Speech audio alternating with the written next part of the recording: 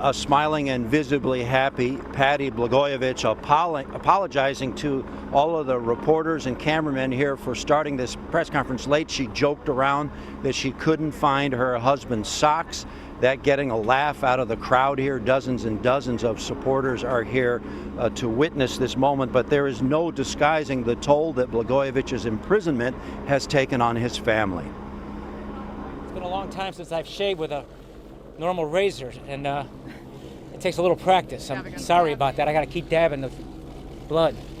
So I have to apologize for his tardiness. He couldn't find where I put his socks this morning. Lots changed in the nearly 8 years that I've been here. Let me just say a couple of things. First of all, the obvious I want to state, and that I know I speak for Patty and Amy and Annie, and obviously for me. We want to express our most profound and everlasting gratitude to President Trump. How do you properly thank someone who's given you back the freedom that was stolen from you? He didn't have to do this. He's a Republican president. I was a Democratic governor. And doing this does nothing to help his politics. President Trump is a man who is tough and outspoken, but he also has a kind heart. And this is an act of kindness, and I also believe it's the beginning of the process to actually turn an injustice into a justice. Sorry about this blood. All these years away, I never stop reminding myself of the words from a poem. It's called The Gate of the Year. Go out into the darkness and put your hand into the hand of God. That shall be to you better than light and safer than a known way. It's been a long time since I've been home, nearly 8 years, nearly 3,000 days. I suppose a better way to measure how long it's been is through our daughters, Amy and Annie. When I left home so long ago, Amy, our older daughter, was a sophomore in high school. And it'll be 2 years this spring since she's graduated from college, and now just recently, Amy earned a master's degree. And we're very proud of you, sweetheart. Yeah. And Annie, our younger daughter, was 8 years old when I left. She was about this high. Now she's 16, and now she has her driver's license. And she's doing good in school, and she plays the piano, and we're very proud of her too. Look at you, sweetheart.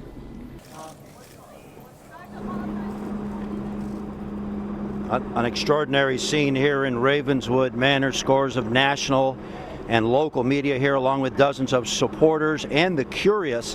This was the scene last night, just about midnight. Rod Blagojevich returning home for the first time in 8 years. It took the former governor some time to reach his front door with all of the people and all the press. It was back in 2011 when the disgraced former governor was sent to a federal penitentiary outside Denver, a jury convicting Blagojevich on 18 corruption counts from attempting to shake down hospital and racetrack CEOs for campaign contributions, and of course famously trying to sell Barack Obama's vacant Senate seat in 2008. Blagojevich taking the time to thank President Donald Trump for commuting his 14-year sentence. We want to express our most profound and everlasting gratitude to President Trump. How do you properly thank someone who's given you back the freedom that was stolen from you? He didn't have to do this. He's a Republican president. I was a Democratic governor. And doing this does nothing to help his politics. President Trump is a man who is tough and outspoken, but he also has a kind heart.